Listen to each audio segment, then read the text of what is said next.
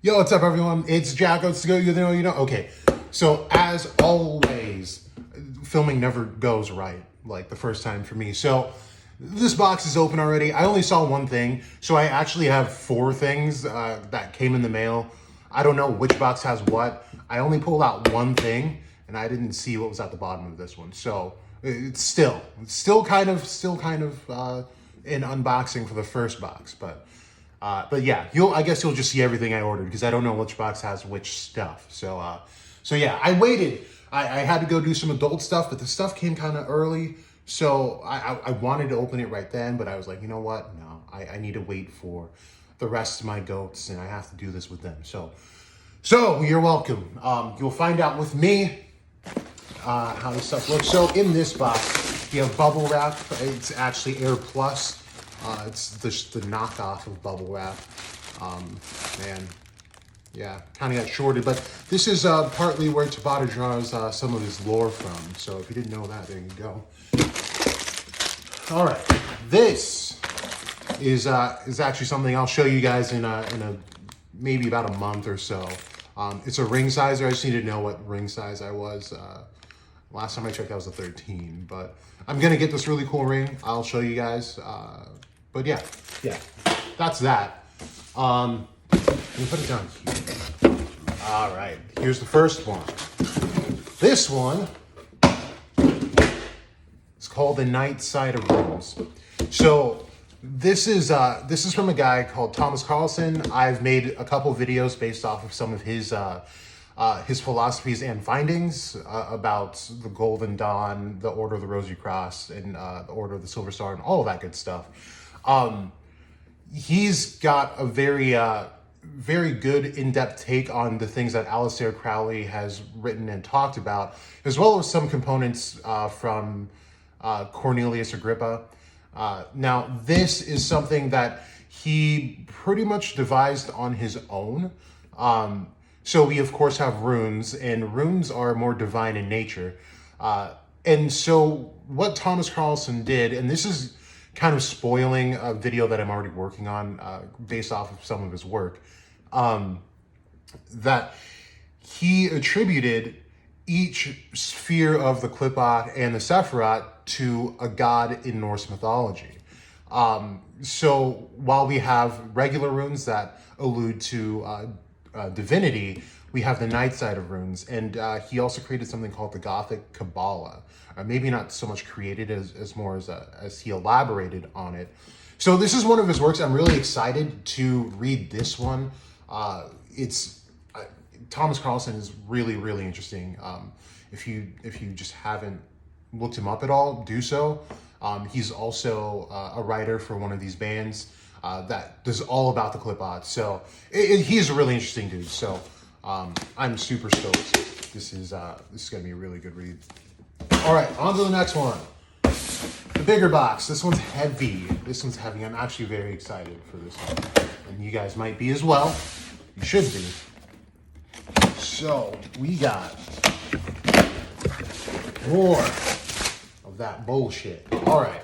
Okay. All right. So, oh boy, I saw just a little bit. Okay. Well, we got a box of emptiness.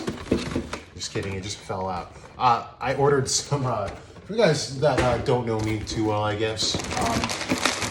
One of my favorite snacks are pumpkin seeds.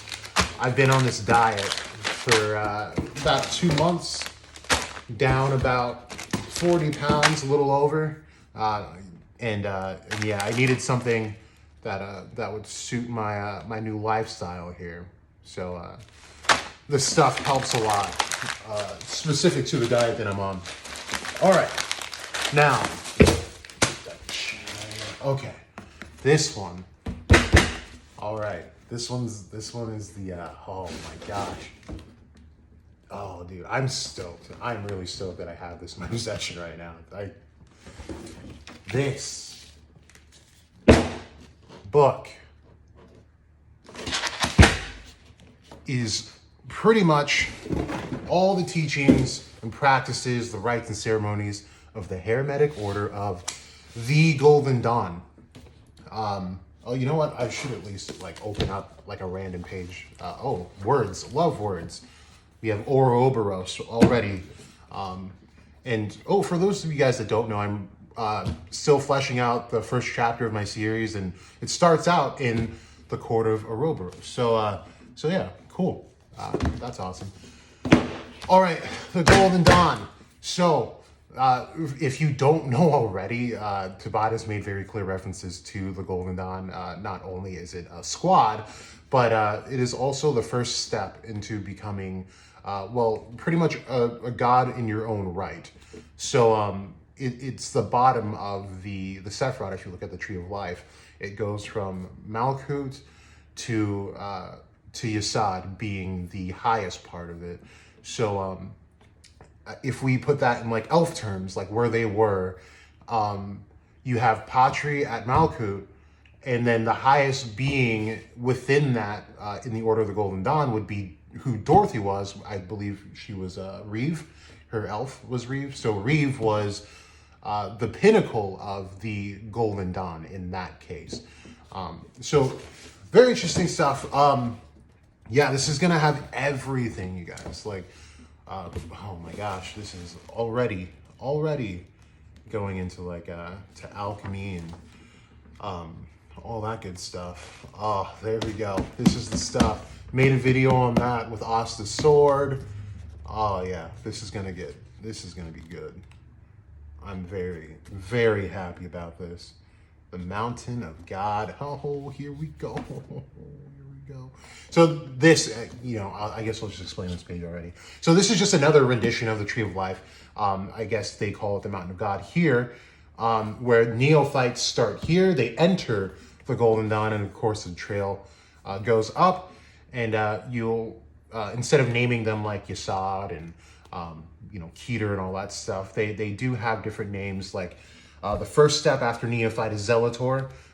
This is after you've been practicing the ways of the Golden Dawn, and you get all the way up, and this would be Keter. This is Keter class, but they call it the Absissimus. It's the same thing, same concept.